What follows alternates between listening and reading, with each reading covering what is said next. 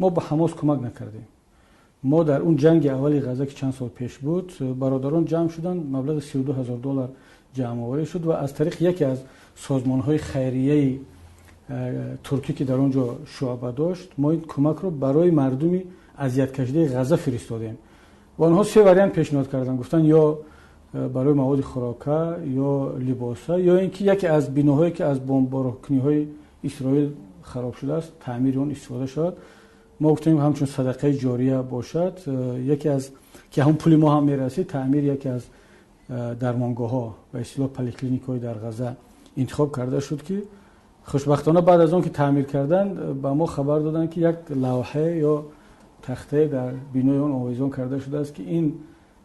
بینای پلیکلینیک با مبلغ تاجیکان تعمیر کرده شده است که من فکر میکنم یک فخر ما تاجیکان باید باشد که با وجود مشکلاتی که در داخل داره